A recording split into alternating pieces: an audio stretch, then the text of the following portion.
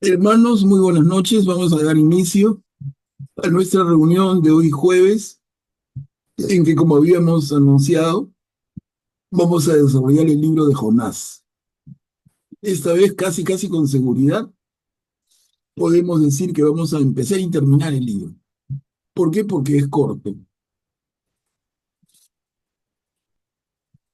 Y en la medida en que quede tiempo, haremos una pequeña actividad complementaria. A ver, vamos a dar inicio, pero antes de comentar nada, quisiéramos encomendarnos al Señor con una oración. Va a estar a cargo de nuestra hermana Rita.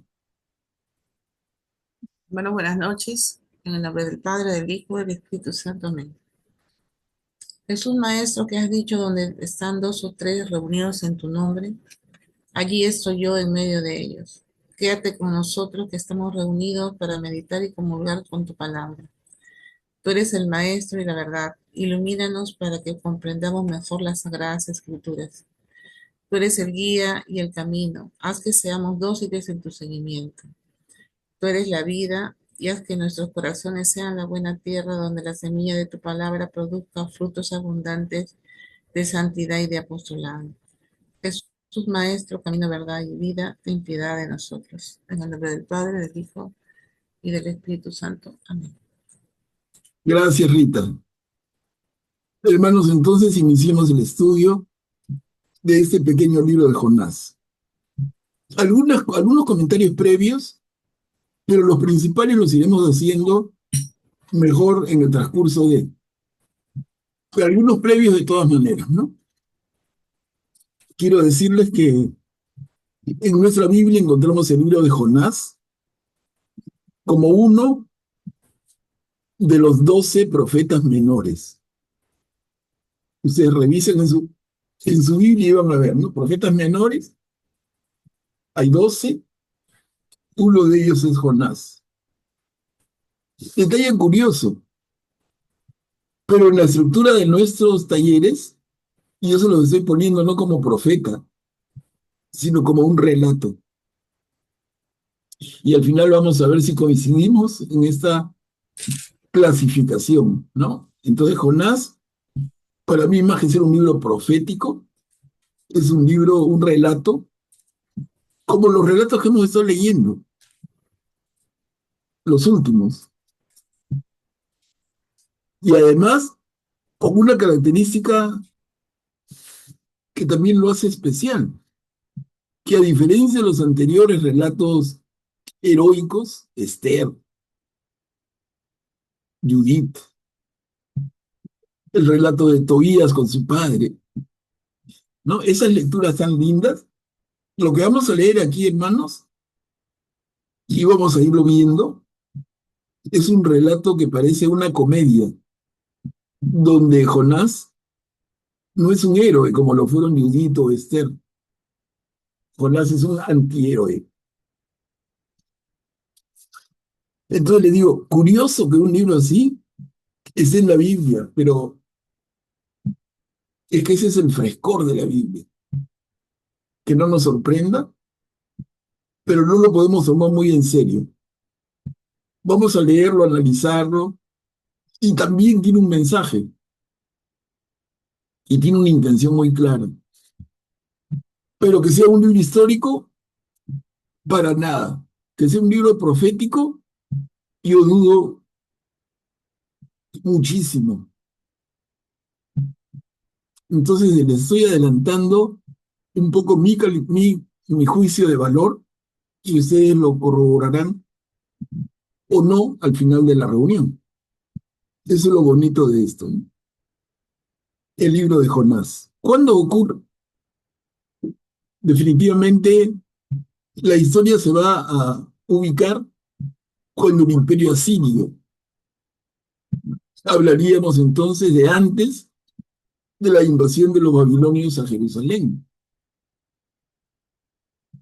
En ese momento se ubica la historia, pero vamos a ver cómo, por varios elementos, definitivamente este libro se escribió después del retorno,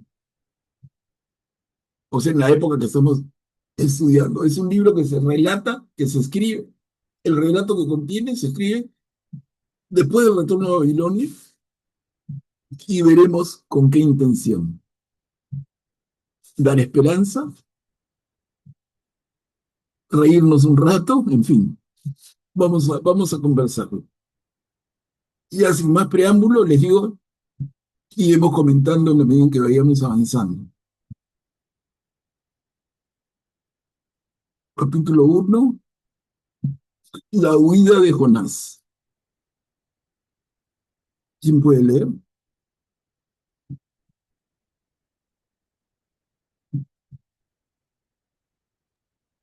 Yo leo. La palabra del Señor se dirigió a Jonás, hijo de Amitai, en estos términos. Parte ahora mismo para Nínive, la gran ciudad, y clama contra ella, porque su maldad ha llegado hasta mí. Pero Jonás partió para huir a Tarsis, lejos de la presencia del Señor. Bajó y encontró allí un barco que zarpaba hacia Tarsis. Pagó su pasaje y se embarcó para irse con ellos a Tarsis, lejos de la presencia del Señor. Pero el Señor envió un fuerte viento sobre el mar y se desencadenó una tempestad tan grande que el barco estaba a punto de partirse. Los marineros aterrados invocaron cada uno a su Dios y arrojaron el cargamento al mar para aligerar la nave. Mientras tanto, Jonás había descendido al fondo del barco, se había acostado y dormía profundamente. El jefe de la tripulación se acercó a él y le preguntó, ¿qué haces aquí dormido? Levántate e invoca a tu Dios. Tal vez ese Dios se acuerde de nosotros para que no perezcamos. Luego se dijeron unos a otros, echemos suerte para saber por culpa de quién nos viene esta desgracia. Así lo hicieron y la suerte recayó sobre Jonás. ¿No? Gracias, Beatriz. Miren cómo empiezan, ¿no? Como les adelantaba, la palabra del Señor se dirigió a Jonás y el Señor le dice, parte ahora mismo para Nínive, la gran ciudad, y clama contra ella. Y aquí viene el sentido de profético, ¿no? Entonces nos diría, Jonás tiene un encargo de Dios, ir a Nínive a hablar por Dios. El Señor va a usar la boca de Jonás para transmitir un mensaje a Nínive. Pero recordemos quién es Nínive. Nínive es nada menos que la capital del imperio asirio. Tremendos, crueles, bárbaros, conquistadores, que habían arrasado todo el territorio del norte de Israel, el reino del norte, lo habían hecho puré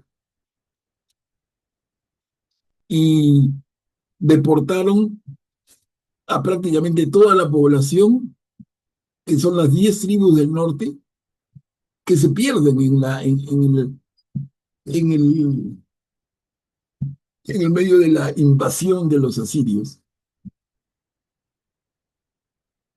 Entonces, esta época es muy dura, pero nosotros podemos pensar que en ese momento el Señor le da a Jonás un encargo y le dice, levántate Jonás, anda a Nínive y clama contra ellos, porque su maldad ha llegado hasta mí. Ya tenemos una primera pista de sospecha. Vamos a irla confirmando o no, pero todo parece indicar que ese libro se escribe mucho después, mucho tiempo después. Ya la herida de la conquista asiria ya pasó, se calmó, y usan ese recuerdo para crear un relato.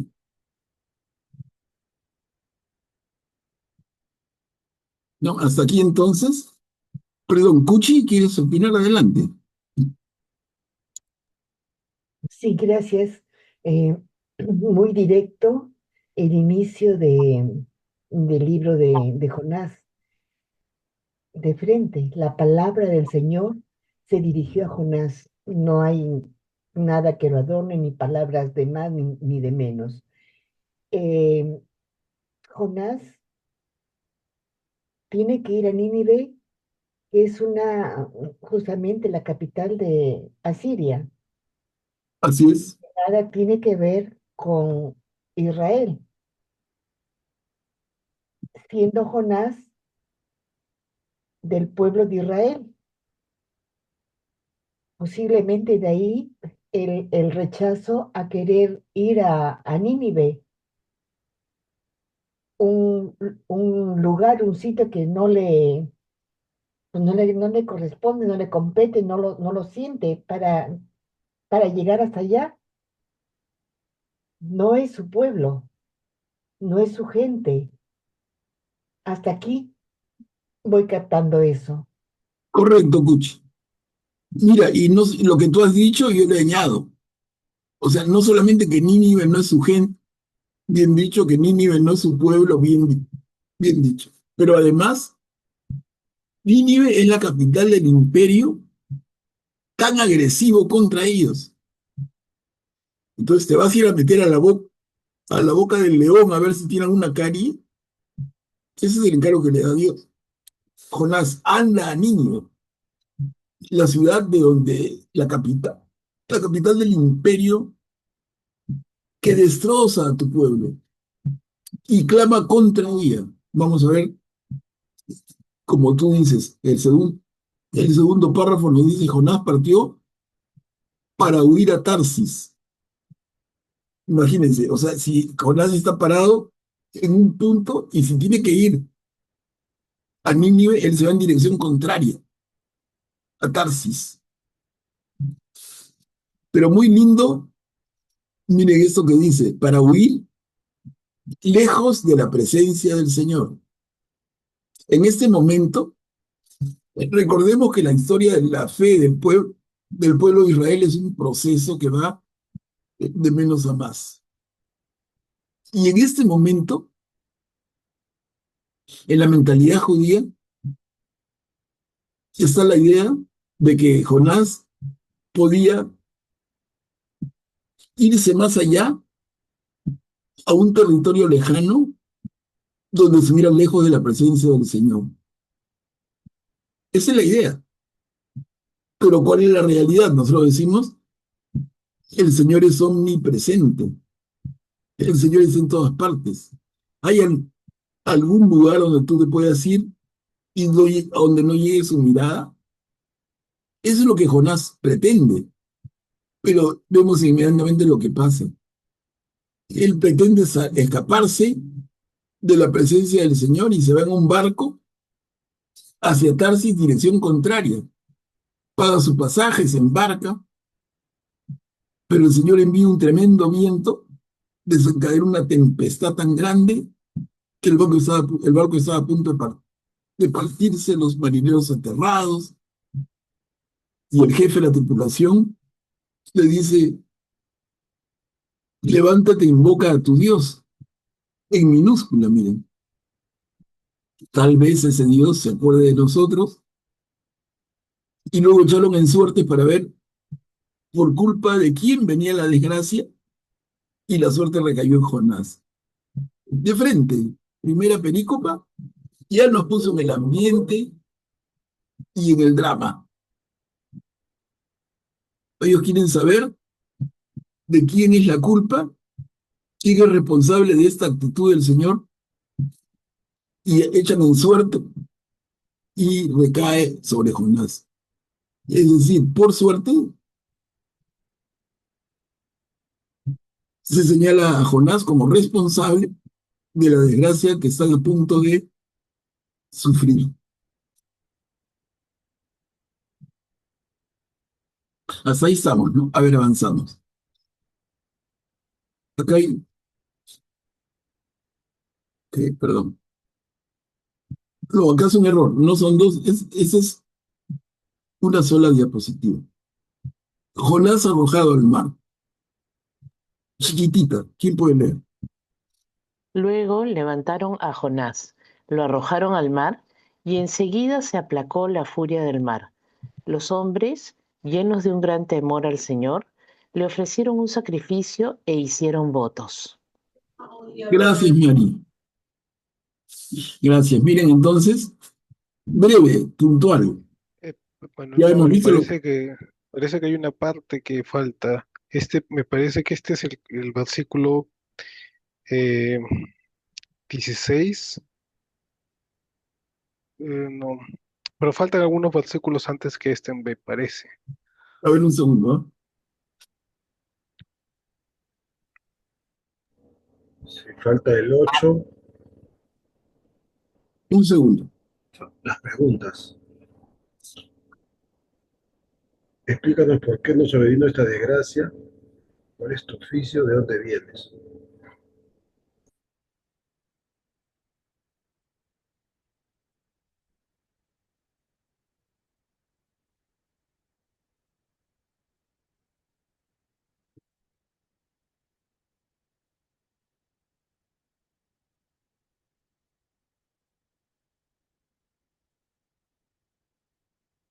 En ese libro ahí, puedo levantar. Ah, me comí una página entera.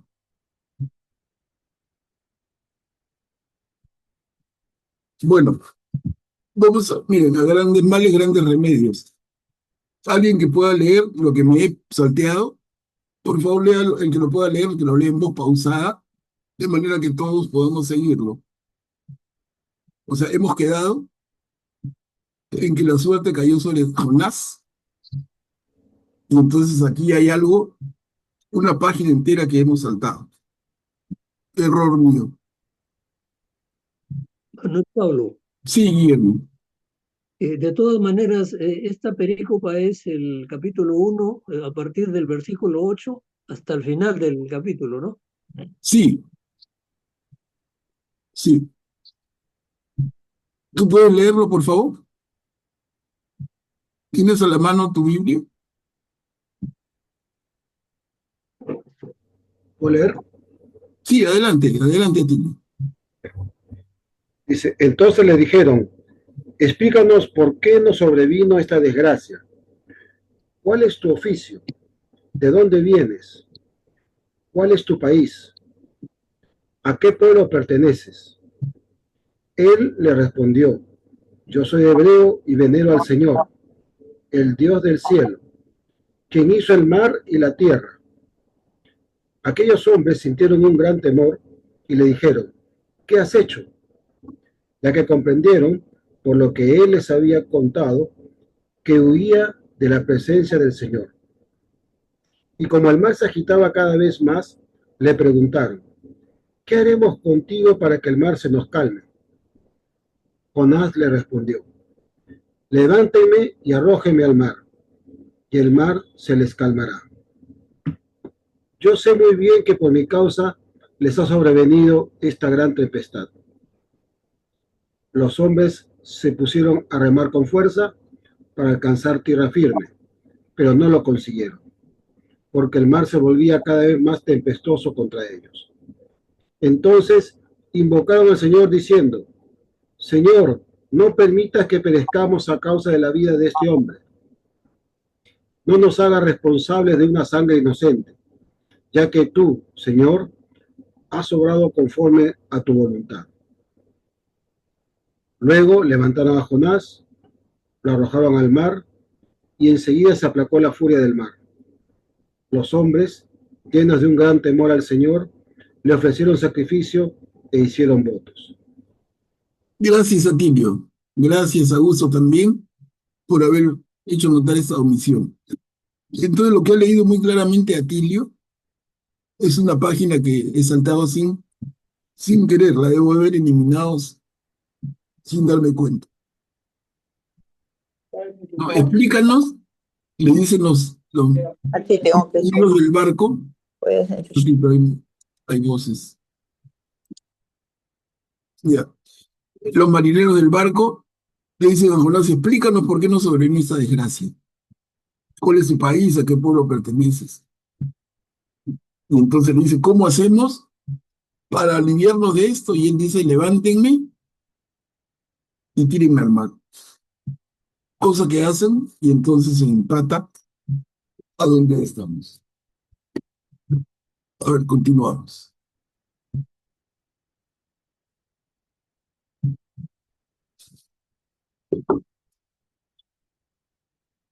Y empezamos el capítulo 2, súplica y liberación de Jonás. Sí, Atilio. Una consulta más de Pablo. En la creencia de esa época, ¿se pensaba que era posible escapar de la presencia de Dios, del Señor? Claro, o sea, buen punto, buen tema. Mira, en el desarrollo de la fe del pueblo de Israel, el tema ha ido de menos a más, de a poquito en más. En este momento, y sobre el tema en particular, obviamente lo que refleja el texto es como que se entiende a Dios que tiene una mirada de una parte del territorio, pero no de todo. Entonces, por eso es que Jonás dice, el Señor me da un encargo horrible, que me vaya a meter a la boca del lobo. Ante los tremendos destructores que son los asirios, me pide que vaya a la capital, yo me voy ni a hablar. Entonces, él trata de escapar y va en dirección contraria, a Tarsis, dirección totalmente contraria, y toma un barco para su pasaje y dice, voy a salir de la zona de influencia de Dios. Donde me voy, Dios no me va a alcanzar a mí. Esa es un poco la idea. Y les digo, dentro del juego de este libro, el mensaje ya va quedando por ahí. Cuidado, Dios es omnipresente. No hay forma que tú te escapes de Dios, su zona de influencia, su zona de acción, es todo. No es solamente una parte. Como diciendo, pues me escapo del Perú y me refugio en Ecuador. Es otra ley, otra justicia, cambio, cambio de identidad. No, no, no. Eso lo podrás hacer de un país a otro, como sabemos varios casos de gente que ha tratado de hacerlo con diferentes destinos, pero Dios y de Dios no escapa, ¿no? Es un poco el mensaje. Augusto, adelante. Creo que eso también tiene que ver mucho con el pecado, ¿no? Que él hace creer al hombre que puede escaparse de Dios. Y eso viene desde Adán, ¿no? Una vez que Adán peca, se esconde y Dios viene, Adán, ¿por qué te escondes de mí, no? Y ahí revela que había pecado, ¿no? Y que ahora se sentía avergonzado de porque estaba desnudo, se había dado cuenta de su realidad, ¿no? Entonces, al alejarse uno de Dios, eh, al pecar, mejor dicho, se aleja uno de Dios, ¿no? Busca alejarse de Dios y creemos que Dios no va a llegar hacia nosotros, ¿no? Cuando eso desde el Génesis sabemos pues que es completamente inexacto, ¿no? Y aquí también se va a mostrar en este libro. Claro, claro, claro, Augusto. Bien, bien señalado. ¿No? Entonces, oiga, ¿quién puede leer esa perícopa? Súplica y liberación de Jonás. Yo leo, Manuel. Gracias, ese. El Señor hizo que un gran pez se tragara a Jonás, y éste permaneció en el vientre del pez 3 días y 3 noches. Entonces Jonás oró al Señor, su Dios, desde el vientre del pez, diciendo, desde mi angustia invoqué al Señor, y él me respondió. Desde el seno del abismo pedí auxilio, y tú escuchaste mi voz. Tú me arrojaste a lo más profundo, al medio del mar. La corriente me envolvía. Todos tus torrentes y tus olas pasaron sobre mí. Entonces dije, he sido arrojado lejos de tus ojos, pero yo seguiré mirando hacia tu santo templo. Las aguas me rodeaban hasta la garganta y el abismo me cercaba. Las algas se enredaban en mi cabeza Yo bajé hasta las raíces de las montañas. Sobre mí se cerraron para siempre los cerrojos de la tierra. Pero tú me hiciste subir vivo de la fosa, Señor Dios mío. Cuando mi alma desfallecía, me acordé del Señor y mi oración llegó hasta ti, hasta tu santo templo. Los que veneran ídolos vanos abandonan su fidelidad, pero yo en acción de gracias te ofreceré sacrificios y cumpliré mis votos. La salvación viene del Señor. Entonces el Señor dio una orden al pez, y éste arrojó a Jonás sobre la tierra firme. Gracias, Ayase. Miren, acá también un detalle interesante. Y eso puede ser más de más peso para alguien como Atilio, digamos, que tiene una vida dedicada al mar y la navegación. No, miren, es el tema del agua. El agua que es vida, a la vez, es muerte en la Biblia. Entonces, el agua para calmar la sed, el agua para regar los campos, pero el agua de mar, que puede significar el fin total, la muerte, la fosa. Entonces, el agua tiene, como otros elementos, pero el agua tiene en nuestra linda Biblia esas dos connotaciones, positiva o absolutamente negativa. ¿Qué cosa vemos aquí? Jonás se lo ha tragado un gran pez y Jonás se arrepiente y reza. Desde mi angustia invoqué al Señor, dice Jonás, y él me respondió. Está claro, es una oración de Jonás. Y finalmente el Señor escucha a Jonás en su oración y el Señor le da una orden al pez y el pez arroja a Jonás sobre la tierra firme. Miren, qué rapidito hemos llegado. En otros casos dan mucho más elementos. Acá es rapidísimo. Nos han pintado el cuadro y estamos en el momento estelar del cuento, del relato. A ver, avancemos. Sí, sí, Guillermo. Solamente quería mencionar que cuando dijiste que ver la Biblia, fui y la abrí, ¿no? Recién.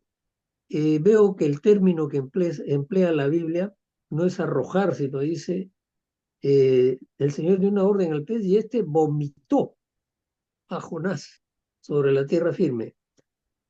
Creo que el término vomitar es más explícito, porque no es que el pez lo tome, o sea, lo coja y lo arroje después, sino que se lo tragó porque estaba en el mar y después el término vomitar es más quizás apropiado para la acción del pez. No sé qué te parece. Sí, sí, claro.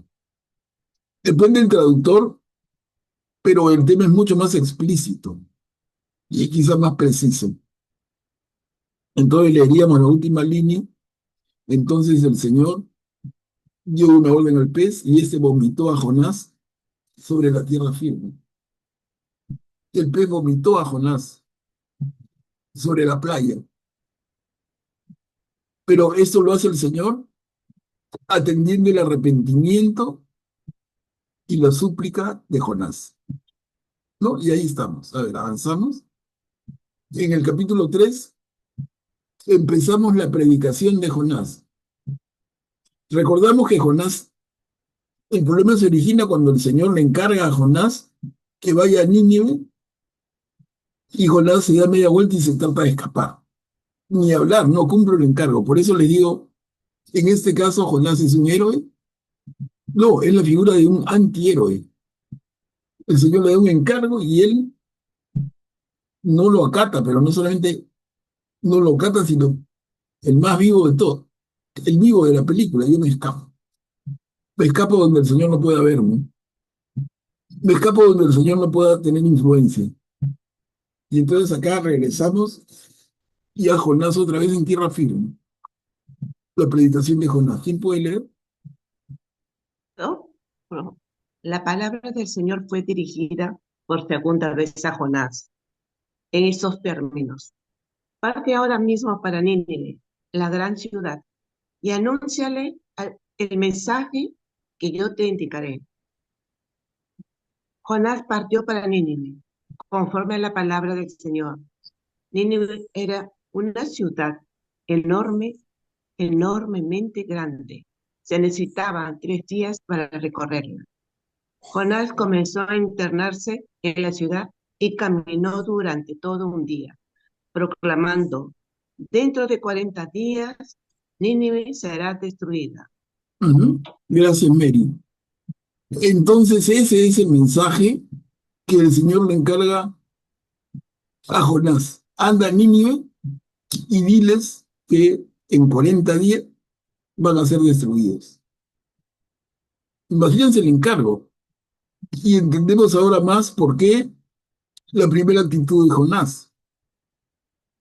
Eso le había encargado el Señor. Anda a Nínive, la capital del imperio agresivo que nos ha destrozado, y voy a proclamar eso. Pistolas, ¿no? Yo me escapo. Y pasa lo que sucede en el mar, el pez lo vomita y ahora entonces decide acatar la disposición del Señor. Va y dice esto en Nínive. Dentro de 40 días, Nínive será destruida. La conversión de Nínive y el perdón de Dios. Miren qué rapidito ya estamos en el desenlace.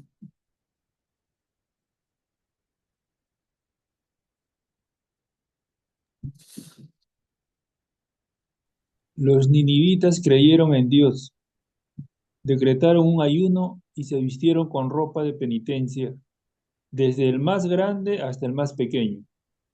Cuando la noticia llegó al rey de Nínive, éste se levantó de su trono, se quitó su vestidura real, se vistió con ropa de penitencia y se sentó sobre ceniza. Además, mandó proclamar en Nínive el siguiente anuncio: por decreto del rey y de sus funcionarios, ningún hombre ni animal, ni el ganado mayor ni el menor, deberán probar bocado. No pasten ni beban agua. Vístanse con ropa de penitencia, hombres y animales. Clamen a Dios con todas sus fuerzas y conviértase cada uno de su mala conducta y de la violencia que hay en sus manos. Tal vez Dios se vuelva atrás y se arrepienta y aplaque el ardor de su ira, de manera que no perezcamos. Al ver todo lo que los ninivitas hacían para convertirse de su mala conducta, Dios se arrepintió de las amenazas que les había hecho y no las cumplió. Gracias, Graciano. Miren entonces, a la proclama de Jonás, los ninivitas creen. Creen en las palabras de Jonás, creen en Dios. Y la Biblia los escribe Dios en mayúscula, el único Dios verdadero. O sea, los ninivitas creen en el Dios de Israel. Y decretan ayuno, se visten con ropa de duelo. Y cuando la noticia llega al rey de Nínive, o sea, al rey de Asiria, del imperio de la época, ese se levantó de su trono, se quitó su vestidura real, se vistió con ropa de penitencia y se sentó sobre ceniza en señal de arrepentimiento total. Y yo les pregunto, ¿eso es creíble?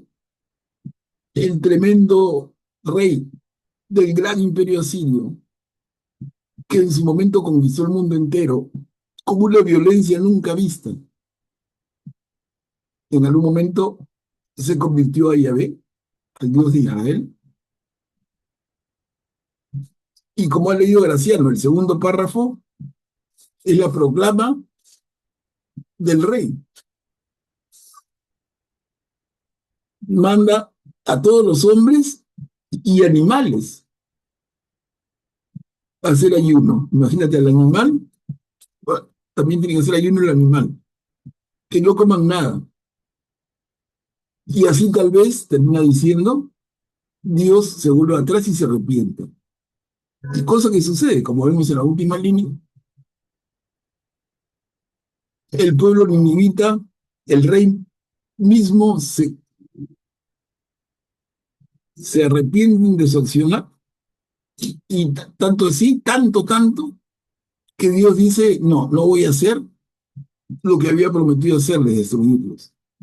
Recuerden, ¿no? En 40 días destruiré Nínive. Pero nos dice este relato, que al ver Dios la actitud de los ninivitas, se arrepiente de la amenaza que les había hecho y no la cumple.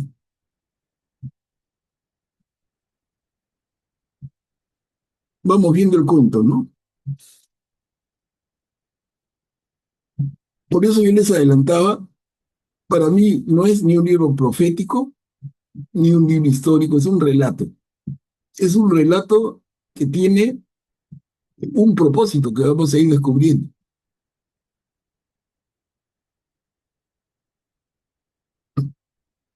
Y entramos al capítulo final. Son 2 diapositivas para terminar el capítulo 4 y el libro de Jonás. Miren, chiquito es. Ya, el rey y el pueblo de Asiria se han arrepentido, han hecho ayuno, han hecho penitencia y Dios los perdona. ¿Cuál es la reacción de Jonás, entre comillas, el profeta? Dice la perícopa, disgusto del profeta y misericordia de Dios. ¿Quién puede leer? Jonás se disgustó mucho y quedó muy enojado. Entonces oró al Señor diciendo, ay Señor, ¿no ocurrió acaso lo que yo decía cuando aún estaba en mi país? Por eso traté de huir a Tarsis lo antes posible. Yo sabía que tú eres un Dios bondadoso y compasivo, lento para enojarte y de gran misericordia, y que te arrepientes del mal con que amenazas. Ahora, Señor, quítame la vida, porque prefiero morir antes que seguir viviendo. El Señor le respondió, ¿te parece que tienes razón para enojarte? Jonás salió de Nínive y se sentó al este de la ciudad. Allí levantó una choza y se sentó a la sombra de ella para ver qué iba a suceder en la ciudad. Entonces el Señor hizo crecer allí una planta de ricino que se levantó por encima de Jonás para darle sombra y librarlo de su disgusto. Jonás se puso muy contento al ver esa planta, pero al amanecer del día siguiente, Dios hizo que un gusano picara el ricino y éste se secó. Pobre Jonás. Sí. Continuamos, Cuchi, por favor. Sí. Cuando salió el sol, Dios hizo soplar un sofocante viento del este. El sol golpeó la cabeza de Jonás y éste se sintió desvanecer. Entonces se deseó la muerte, diciendo, prefiero morir antes que seguir viviendo. Dios le dijo a Jonás, ¿te parece que tienes razón de enojarte por ese ricino? Y él respondió, sí, tengo razón para estar enojado hasta la muerte. El Señor le replicó, tú te conmueves por ese ricino que no te ha costado ningún trabajo y que tú no has hecho crecer, que ha brotado en una noche y en una noche se secó. Y yo no me voy a conmover por Nínive, la gran ciudad donde habitan más de 120.000 seres humanos que no saben distinguir el bien del mal y donde hay además una gran cantidad de animales. Gracias, Cuchi. Y aquí termina, miren, ahí terminamos el libro de Jonás. Miren cómo de corto, cómo de dirigido a algo y cómo termina, ¿no? Jonás es un héroe, Jonás es un profeta, ¿se dan cuenta? Y las palabras del Señor al final, el tercer párrafo que ha leído Cuchi, el Señor le replica a Jonás, tú te conmueves por este ricino y no por los 120.000 seres humanos que viven en Nínive, seres humanos que dice el Señor, no saben distinguir el bien del mal.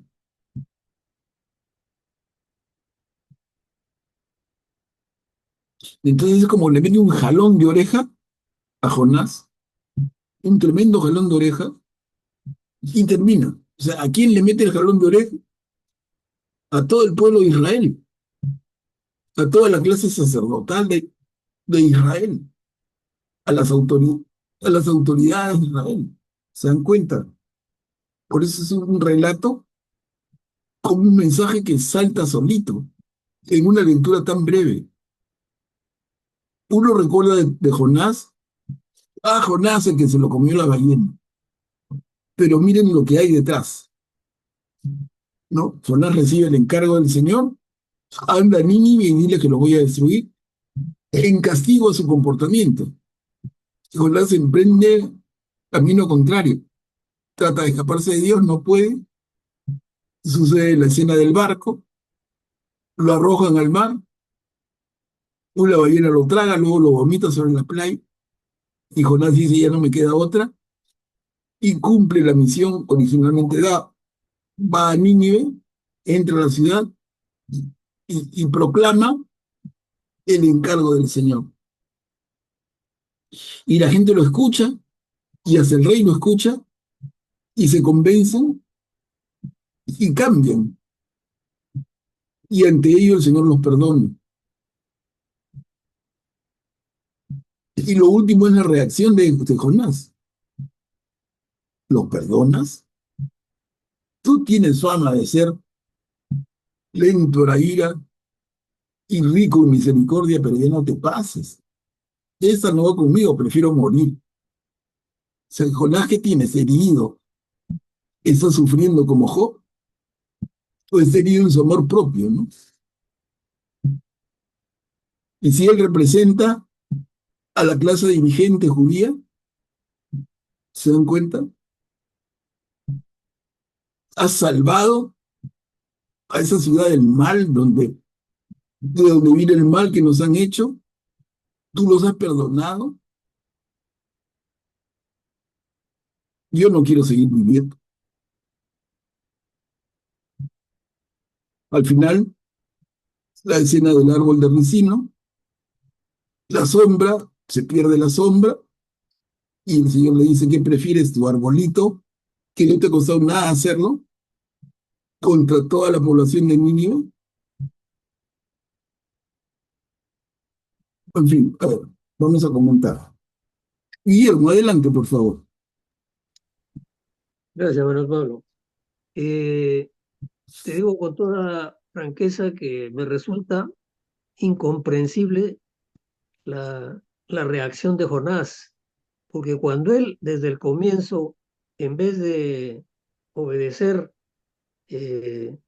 la palabra del Señor, se trata de alejar de ella y se va en sentido contrario. Pero ahora, después de leer todo el texto, nos damos cuenta, y él lo dice, yo sabía que tú eres un Dios bondadoso y compasivo, lento para enojarte y de gran misericordia, y que te arrepientes del mal con que amenazas. O sea, esa es la razón por la que él no quiere ir a Nínive, no porque lo asuste la gran ciudad, la capital del imperio, eh, el mal que existía ahí, sino porque él pensaba, en el momento que el Señor le dirige la palabra por primera vez, voy a ir, voy a cumplir con lo que me dice el Señor, y luego, por mi palabra, los ninivitas van a reaccionar y el Señor los va a perdonar. Entonces, ¿para qué voy a ir? Como quien dice, me estás mandando a hacer una cosa que, que no tiene mucho sentido, ¿no? Créeme que no entiendo la reacción de Jonás de decir, prefiero que me quites la vida, cuando ha sido el servidor del Señor, y gracias a la proclamación de él es que los ninivitas se convierten.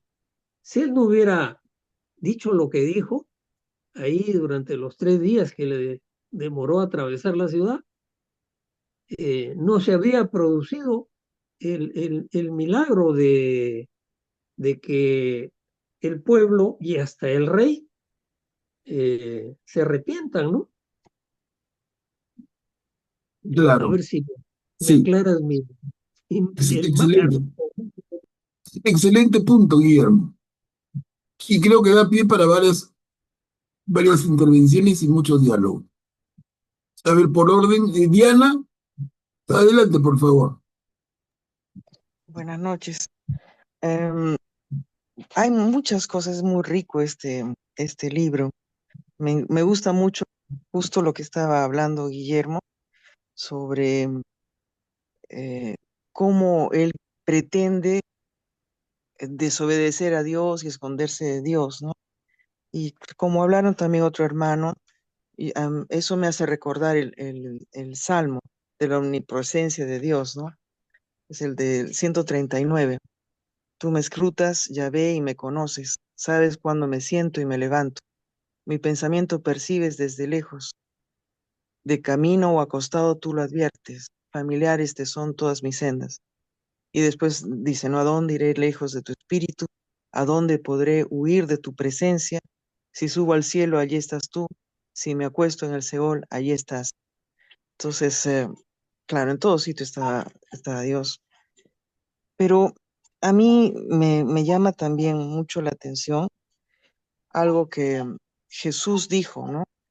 Y les dice a los fariseos, ¿no? Yo solamente les voy a dar el signo de Jonás, ¿no? Porque ellos querían un signo, un milagro, ¿no? En otros evangelios decía, pues, solamente la destrucción del templo, ¿no? En los 3 días yo lo voy a reconstruir.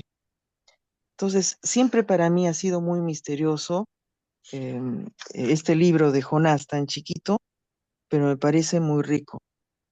Ahora, yo no sé si estoy interpretando o mal o bien, pero en unas Biblias hay un término que es diferente. O sea, yo sé que el martes han hablado de esto de la traducción, que yo siempre los escucho rumbo a mi trabajo. Y en una Biblia yo encuentro que cuando ya lo vomita el gran pez, el Señor le dirige otra vez la palabra a Jonás y le dice, levántate y vete a Nínive, la gran ciudad, y anuncia lo que yo te digo. O sea, lo que vomitó la ballena fue un cuerpo muerto. Y cuando el Señor le dice, levántate, es como la resurrección. O sea, ha estado 3 días dentro de la ballena, estaba rezando, pero ahí también dice, ¿no? De que, acá está, cuando mi aliento desfallecía, no, bajé a los cimientos de los montes, la tierra se cerró para siempre sobre mí, pero tú sacaste mi vida de la tumba, ya ve, Dios mío. Entonces, él era como el morir de Jesús, o sea, pienso como una figura, y después es como el resucitar, ¿no? Y le dice, levántate y ve a predicar a otra tierra, ¿no? Que nunca se convirtió, pero en el gran imperio, ¿no? De Babilonia. Y es como cuando Jesús, su resurrección, logra vencer a un imperio gigante, ¿no? Que era Roma, y después se fue a todos los confines de la tierra su mensaje, ¿no? Su palabra. Claro que acá hay cosas que son, claro, como dices tú, el antihéroe. Hay cosas buenas y malas que nos enseñan, pero es tan rico en analizar todo, porque cómo pues, si él se va y les dice a los marineros que yo soy, él acepta que está mal y que me echen. O sea, valientemente les dice que se lo echen, ¿no? Para que la furia y calme y que ellos sobrevivan. Entonces, él estaba dando la vida por esos marineros. Y al dar la vida por esos marineros, acá dice de que, de que ellos ofrecieron sacrificios al Señor, ya con ese grande, ¿no? Y le hicieron votos, o sea, pudieron adorar a Yahvé gracias a este sacrificio de este hombre que en ese momento Dios les concede que la tormenta se baje, ¿no? Y ya, y ya quizás también ya, no sé si jalado de los cabellos, pero también dice esto de que no queremos que sangre inocente se nos, que nos inculpen a nosotros, ¿no? Como si fuesen Pilato, ¿no? Cuando lo van a matar, porque reconocen que él en realidad pues le iban a hacer un gran daño, ¿no? Mm, Poniéndolo como si fuese un sacrificio. Bueno, esas cosas quería reflexionar. Gracias. Gracias, Diana. Excelentes comentarios. Súper, súper enriquecedores. A ver, sigámonos escuchando. Augusto, adelante. Sí, pues muy interesante el paralelo que ha hablado Diana sobre este dualismo, ¿no? Que hay. Sobre todo la palabra no me había dado cuenta, levántate, puede ser interpretado realmente como la resurrección, ¿no? ¿No? O como levántate de que se está levantando luego de haber sido arrojado, o literalmente, como dice Diana, haber sido arrojado muerto y ser resucitado, ¿no? Por la palabra de Dios, ¿está bien? Pues, interesante. También me hizo recordar esto a la parábola de Jesús de, de cuando llama a los trabajadores en distintos horarios, ¿no? Israel, por supuesto, se creía, era el primer trabajador que llegó temprano, trabajó todo el día y le dieron su denario, ¿no? Se sintió orgulloso y se molesta aquí porque aquí claramente Jonás se molesta tremendamente de que Nínive pueda ser salvada, no tenga la posibilidad de la salvación, porque temía que Dios, siendo misericordioso, se vaya a apiadar de ellos, ¿no? Por siendo sus enemigos, ¿cómo es posible que Dios vaya a salvar un enemigo de nosotros, ¿no? De Israel, que nos ha hecho tanto daño, ¿no? Temía eso es lo que temía Jonás, por eso se fue en sentido contrario. Y efectivamente cuando pasa ya Jonás se quería morir, ¿no? Porque él había sido, digamos, el mediador de esa salvación que para su juicio humano no merecía, ¿no? Igual que los jornaleros, ¿no? Pero el juicio de los jornaleros que habían trabajado más tiempo que el último que trabajó una hora, no merecía el último ganar igual que como habían ganado ellos, ¿no? No merecían aquí los ninivitas salvarse del mismo modo que los israelitas, dado que Israel había sufrido tanto por el desierto, había pasado tantas injusticias, había sido invadido, había defendido el nombre de Dios, y cómo pues es posible que estos ninivitas, que habían sido uno de los perpetradores, merezcan la salvación solo porque Dios es misericordioso. Para ellos no tiene sentido, ¿no? Entonces, del mismo modo, este paralelo que Jesús lo propone en el Nuevo Testamento se aplica mucho aquí también en el libro de Jonás, ¿no? Como el juicio humano es tan limitado y no alcanza a comprender la infinita misericordia de Dios, ¿no? Que solo requiere que el hombre se arrepienta y se vuelva a Dios para que sea perdonado, ¿no? Eso a veces no alcanzamos a comprender. Ujú. Excelente, Augusto, muchas gracias. No sé si alguien más quisiera comentar. Escuche, adelante. Que me dejó una profunda enseñanza es justamente que Dios elige a Jonás para que vaya a Nínive, como uno es un país, diríamos gentiles, como en las clases pasadas, lo manda, es como, no es como, en realidad es lo que nos corresponde hacer y deberíamos de hacerlo. eh, Llevar esta buena nueva justamente pues donde Dios nos va indicando el camino, porque Él indica el camino, como se le indicó a Jonás. Así nos caigan como tomo la gente a la que lleguemos, pero somos hermanos, hijos de un mismo Dios. Y esa es la misión que a todos nos corresponde, el amor, llevar el amor de Dios y dar a conocer a Dios. Para mí este libro, cortito, chiquitito, pero realmente muy hermoso y muy profundo. Gracias. Gracias, Cuchi. Muchas gracias por tu alcance. Vamos a escuchar a Tilio. Adelante, Tilio. Sí, quería, o sea, me saltó la duda, creo que ya lo habíamos conversado antes o preguntado antes, ¿por qué en el Antiguo Testamento se presenta el Dios a veces vengativo o, no sé, malo si no uno se convierte? Y en el Nuevo Testamento vemos un Dios bondadoso, o sea, en extremo, ¿no? ¿Tengo esa idea equivocada o me parece que el enfoque o la sensación es así? ¿No? Porque en el Antiguo Testamento se habla mucho de que Dios castiga, Dios, por ejemplo, Sodoma y Gomorra lo destruyó porque no hubo ningún justo. Claro, buen Ahí punto, estoy, Tilio. ahí estoy un poco confundido. Sí, buen punto. Definitivamente, a una primera lectura del Antiguo Testamento y del Nuevo, se puede tomar una conclusión como la que comparte Atilio,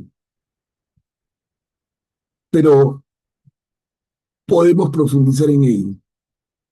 No sé si alguien se anima en ese tema específico. ¿El Dios del Antiguo Testamento y el Dios del Nuevo Testamento son diferentes?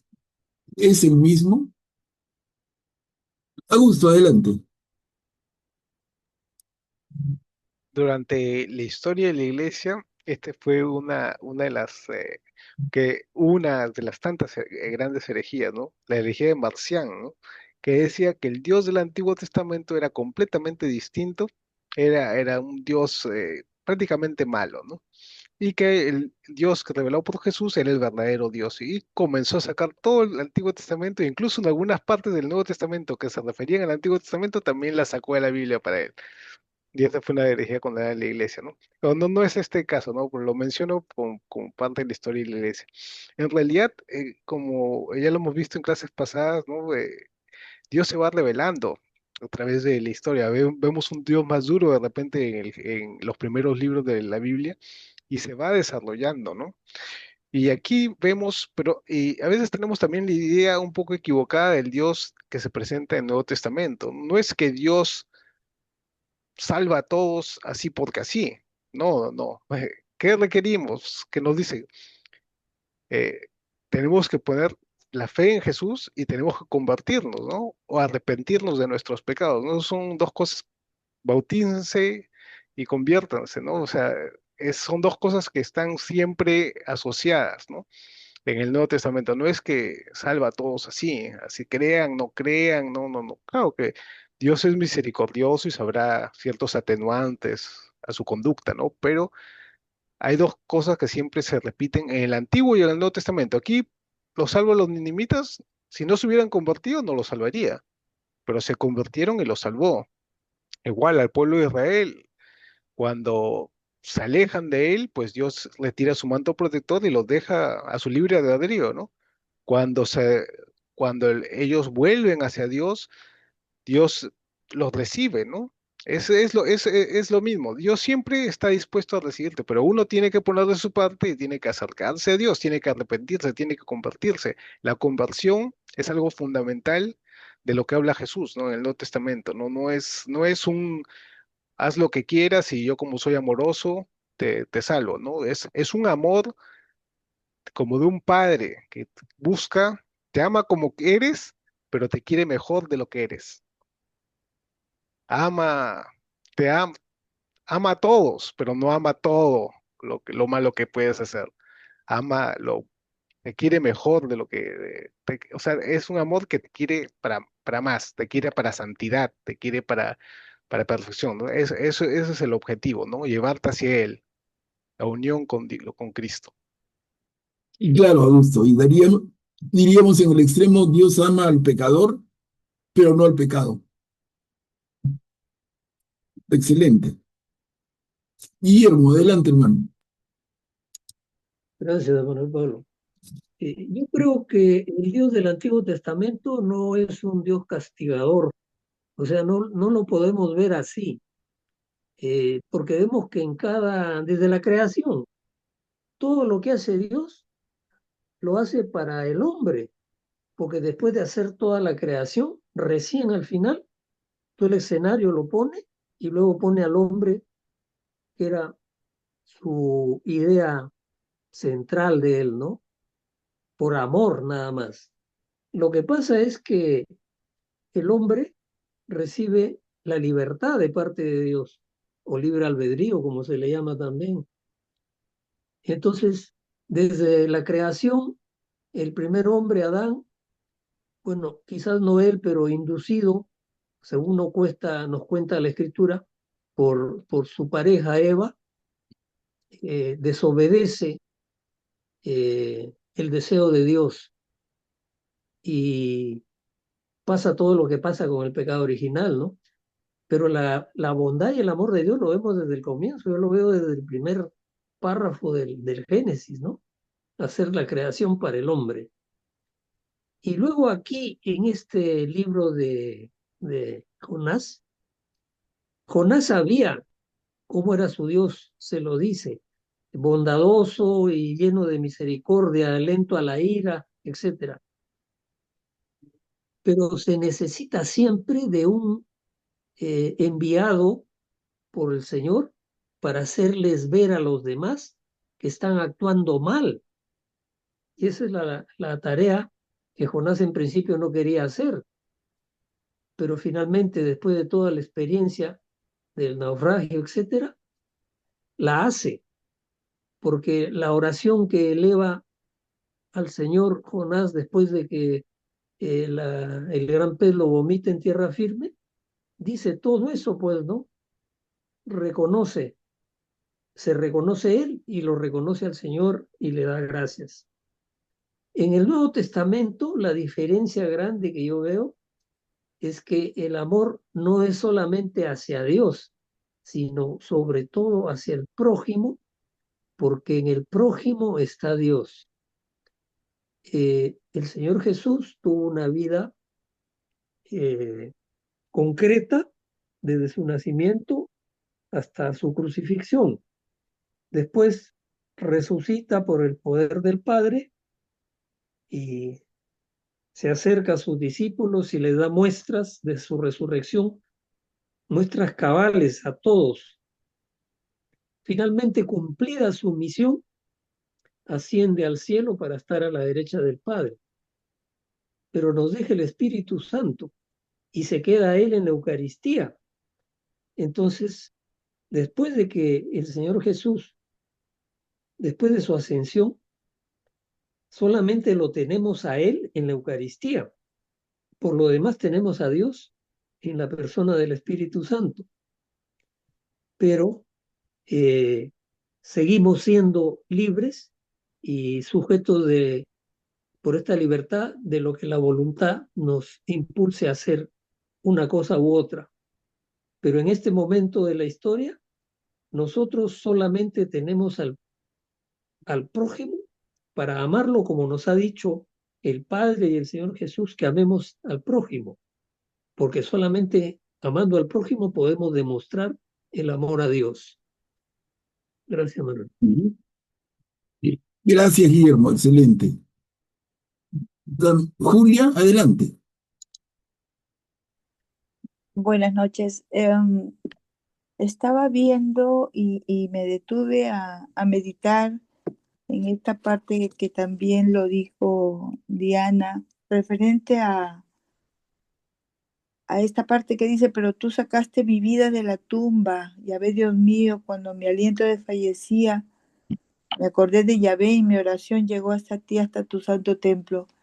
Es esta parte es como importante para mí porque él como que salió de la parte oscura de la muerte, diríamos así.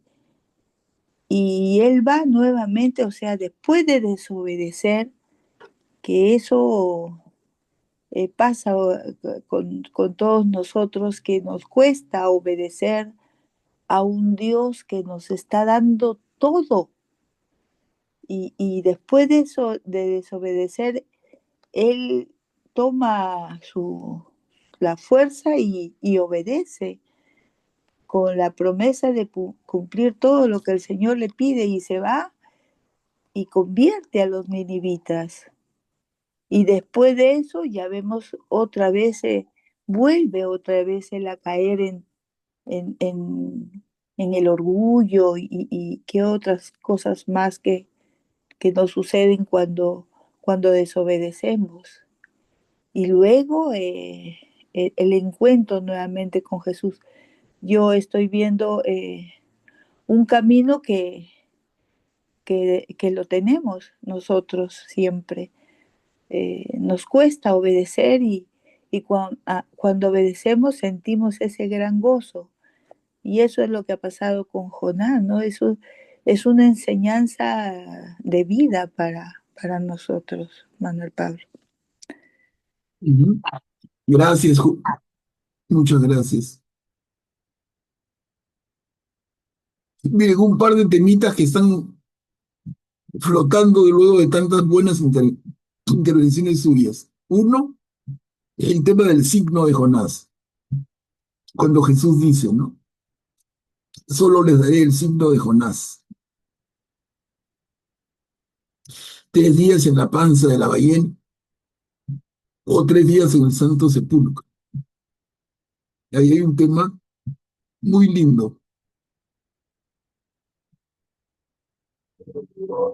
Sobre eso, no sé si quisiera comentar alguien.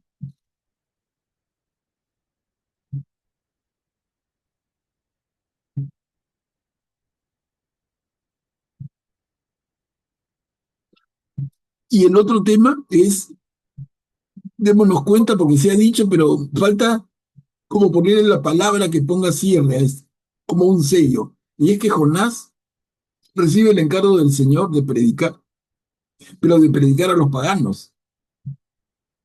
Miren, no es un Jonás que va a ir a predicar a su pueblo, ya lo habían dicho ustedes. Es un Jonás que tiene el encargo de ir a predicar a paganos. Y él consigue la salvación de los paganos. Y él en ese sentido, como buen judío, se siente tan frustrado si la salvación es solo para nosotros. Miren cómo en un libro del Antiguo Testamento, no es todavía palabra de Jesús, cómo ya está el tema del sentido universal de la salvación.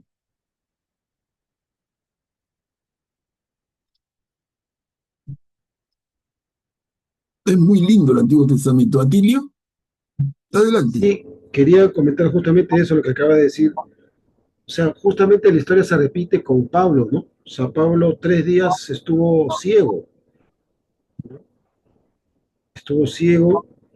y luego se convence de que la salvación viene de Dios, pero no del Dios que él creía, sino de Jesús. Ve una similitud ahí. Ajá. Sí, vale, vale.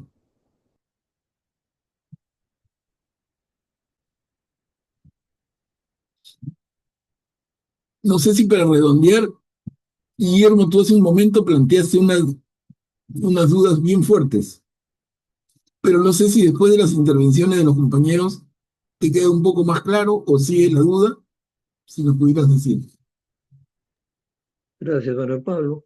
En realidad, lo que he reflexionado a este momento es que siempre está de un lado Dios con su amor misericordioso, y su agente o su trabajador o su enviado, el hombre, que a pesar de ser creación de Dios, es una creación con libertad, con independencia, que se puede revelar, ¿no? Lo que he concluido sobre el libro de Jonás es que Jonás sabía desde el comienzo que finalmente, porque lo dice en la segunda parte, que por la compasión y la misericordia Dios iba a perdonar a los ninivitas. Entonces, él seguramente reflexiona para sí mismo, y esta es una suposición, ¿para qué voy a ir a predicarles si al final va a ser lo que el Señor decida? Mi trabajo va a ser riesgoso y hasta inútil, pensando en sí mismo.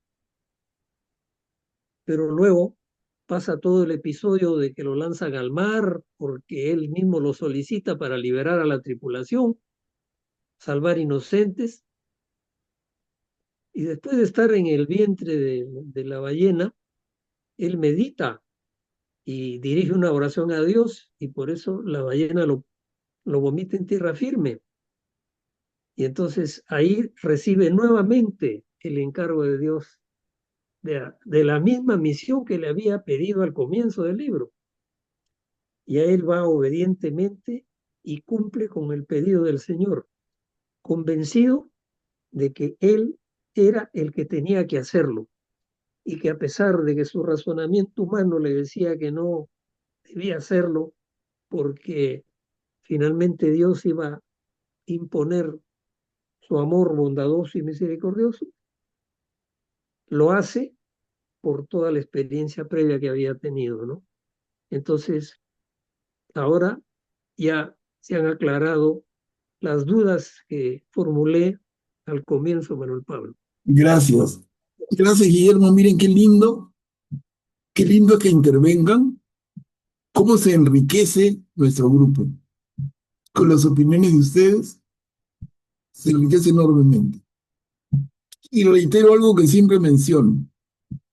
Este es el sentido de la propuesta de la Iglesia de leer la Biblia en comunidad. Nosotros formamos una pequeña comunidad y leemos la Biblia juntos y nos enriquecemos mutuamente. Y eso tiene un valor gigantesco. Hoy hay fiesta en el cielo. Hoy el Señor está feliz cuando ve que un grupo de sus hijos, alrededor de esta sesión de Zoom, estamos compartiendo. Es lindo, hermanos. Bueno, y ese ha sido el libro de Jonás. Yo tenía un pequeño anuncio importante. Tenemos unos minutos todavía. Miren, estamos ya trabajando libros de relatos, pero justo coincide que la próxima semana empezamos el segundo semestre del año. Lo he pensado bastante, lo consulté con algunos de ustedes y la propuesta que les hago ya abierta es, ¿qué les parece si damos un salto y el libro que empecemos a estudiar el próximo jueves sea el libro del Génesis? Pero el compromiso sería hacerlo en profundidad.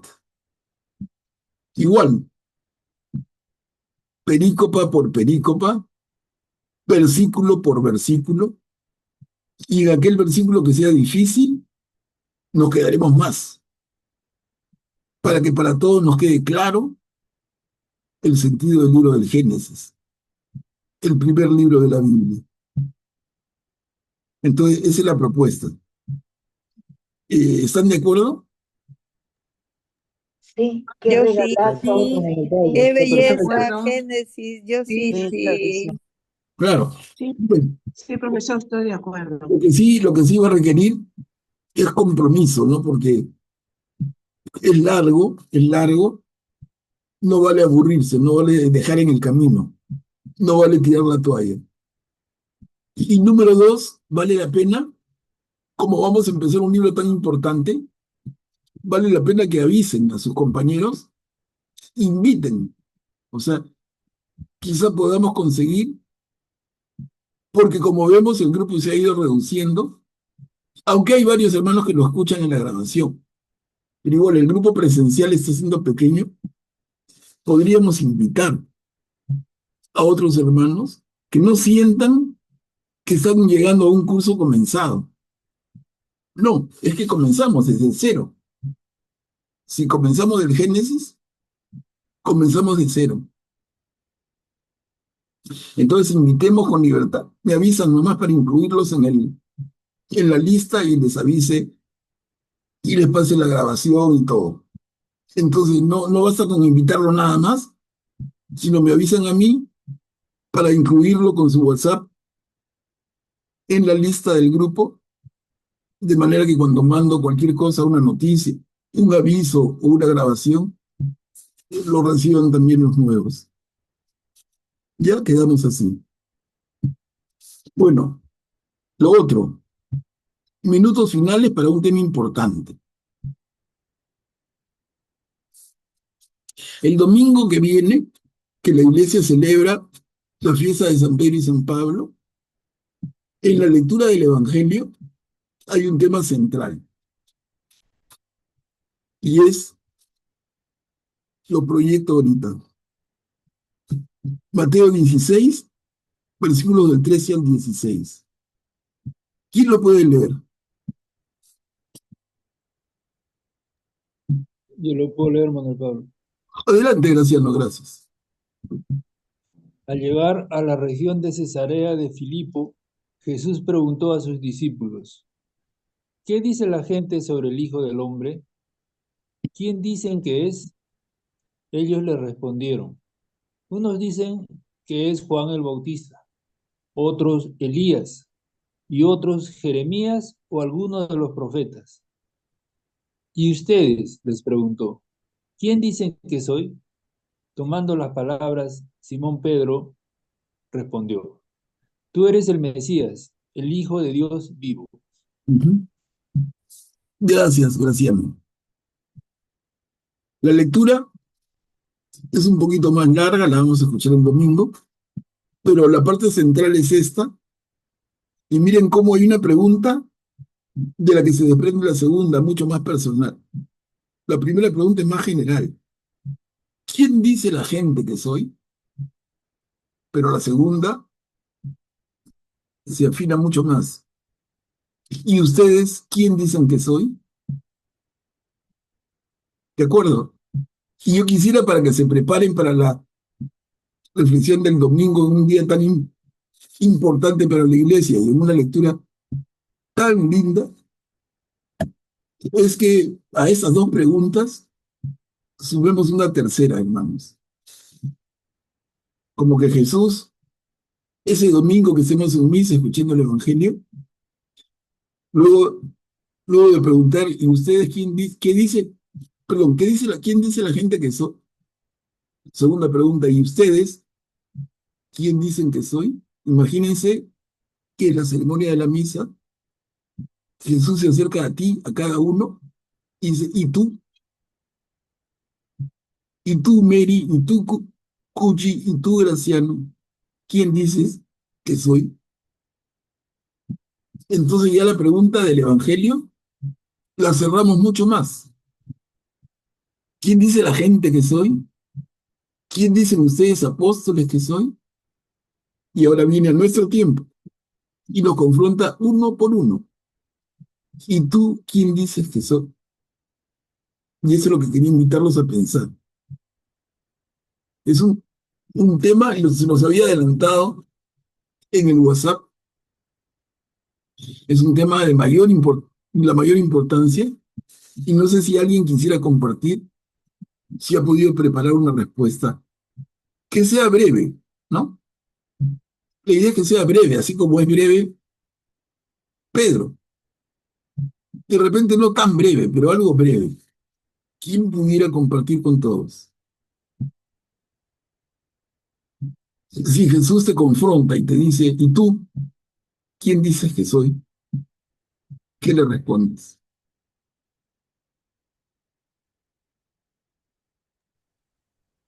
Yo. Manuel Pablo. Adelante, Julia.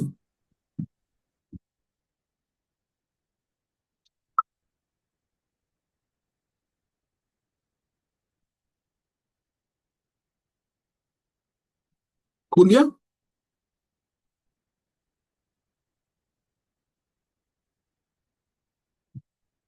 Julia. Tiene problemas, parece. Atilio, adelante.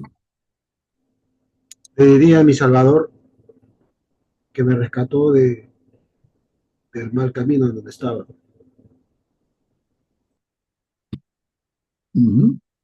Manuel Pablo, Adelante. ¿ya me escucha? ¿Sí? Yo estaba habla y habla y no vi que no salía mi voz. Bueno, yo le diría que él es el Hijo de Dios vivo, mi Mesías, que él es mi respiración, es la mirada que quisiera tener sepultada en la de él, en sus pasos, que mis pasos estén sepultados en la de él, que él es la esperanza que tengo de ver su rostro en algún momento de mi vida, no sé en qué momento, pero él es todo, la luz del sol, las estrellas en la noche, los momentos de paz, de alegría y también los que no son buenos. Él es todo y Él lo prepara todo y lo hace todo para mi bien. Eso es para mí, Él es todo. Gracias, Julia. Muchas gracias. Augusto, adelante. Pero yo lo escribí en respuesta, o sea, ¿quién dices que soy? Pero como diciéndole, ¿quién dices que soy hacia otros, ¿no? Yo lo escribí en ese sentido, no como diciéndole a Jesús, tú, yo creo que tú eres esto, sino quién dices que soy hacia otras personas, ¿no? Como explicándole a otras personas quién es Jesús, ¿no? Para mí. En ese sentido lo escribí. Bueno, escribí, es interesante cómo la persona de Jesús es altamente apreciada por distintas religiones y filosofías. Para el Islam, Jesús es un gran profeta que retornará al final de los tiempos a juzgar vivos y muertos. Para el pensamiento budista, Jesús es un maestro espiritual. Para el hinduismo, es la divinidad reencarnada para ser maestro espiritual de Occidente, etc. Sin embargo, para un cristiano, Él es mucho más. Jesús es Dios que se revela en un mundo que se ha alejado de Él.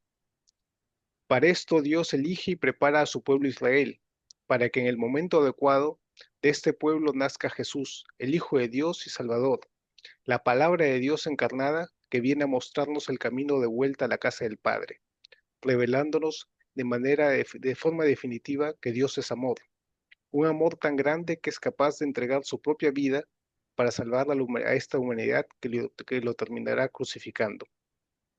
Pero Jesús resucita de entre los muertos y envía el Espíritu Santo para que guíe a su iglesia que proclamará hasta el fin de los tiempos que Jesús es la imagen revelada del único Dios, que por amor se hace hombre para redimirnos y que por medio de la fe y nuestra conversión nos da la vida eterna. Muchas gracias. Muchas gracias, Augusto. Lindo. ¿Alguien más, hermano? Karim, adelante. Bueno, yo también lo escribí, pero en un tono que me gusta mucho, que es el verso, ¿no? Estaba llena de vacío, me rompo, me deshago, me vuelvo barro, y tú, solo tú me haces nueva. Toda mi paz, alegría y gozo viene de ti, amor de mis amores. Qué lindo, Karim. Bello, muchas gracias. ¿Alguien más? Miren, si no lo han terminado, que estas palabras de varios compañeros, de varios hermanos y hermanas, nos sirvan de inspiración. Pero es lindo el ejercicio. Y tenemos hasta el domingo. Sería lindo que el domingo que vamos a misa, cuando el sacerdote lee el Evangelio y hace su homilía de 7 minutos, que nosotros contrastemos con nuestra propia respuesta. Jesús nos va a decir, Jesús nos va a preguntar esa mañana o tarde o noche del domingo.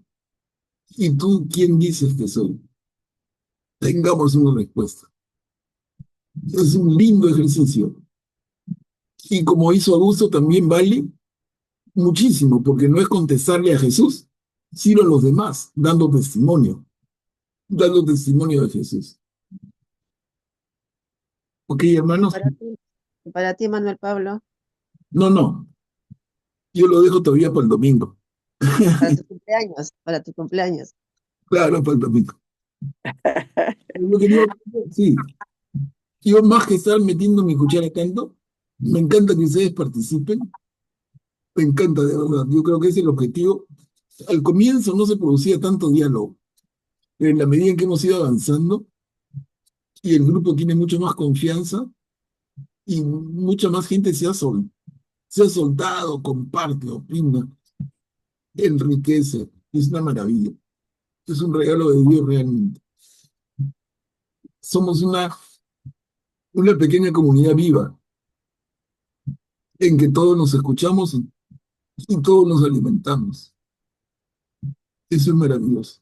Bueno, hermanos, ya nos ha ganado la hora como siempre pasa. Vamos a quedar aquí. Y quedamos ya en lo dicho. El próximo jueves arrancamos con el libro de Génesis. Inviten a los compañeros.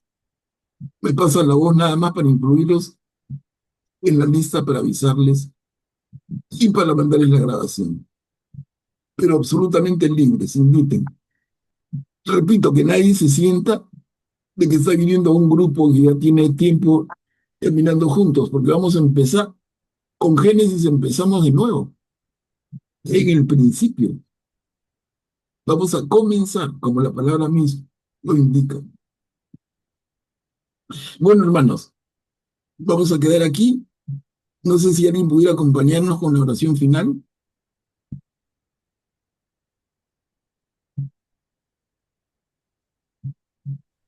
¿Puedo Yo leer, Manuel Pablo, la oración? Sí, adelante. Adelante, por favor.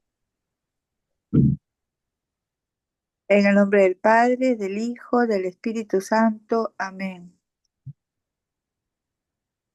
Padre amado, esta noche reunidos en tu nombre, aprendiendo y tratando de entrar en lo que tú quieres que aprendamos, Señor, de ti, de tu entrega, de tu amor, Padre amado. Gracias por esta noche bendita y por toda la disposición que tienen nuestros hermanos y también, sobre todo, Manuel Pablo. Bendícelo, bendice su salud, su familia.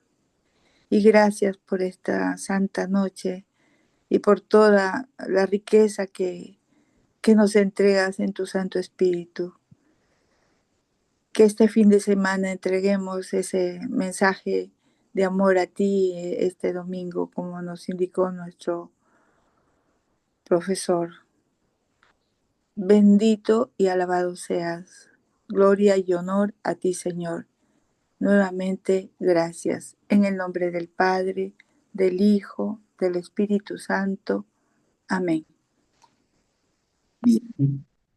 Muchas gracias. Gracias, hermanos, a todos. Amén, muchas Nos vemos el próximo jueves con el libro del Génesis. Un abrazo para el día de su cumpleaños. ¡Feliz cumpleaños! Feliz cumpleaños. 50, Feliz feliz cumpleaños, 50. Manuel Pablo. Feliz cumpleaños. Bendiciones. Te bendiga enormemente. Felices bodas de oro. Bodas de oro. También. Bien, las bodas. Uy. Un pequeñito de edad. Lindo. Dios te bendiga, Manuel Pablo, qué lindo. Que pases un lindo día. Feliz cumpleaños. Feliz cumpleaños, Manuel Pablo. Que Dios le bendiga y felicidades por sus 50 años. Que Dios los bendiga. Gracias. Un fuerte abrazo para todos. Gracias. Buenas noches, hermanos. Buenas noches. Lindo.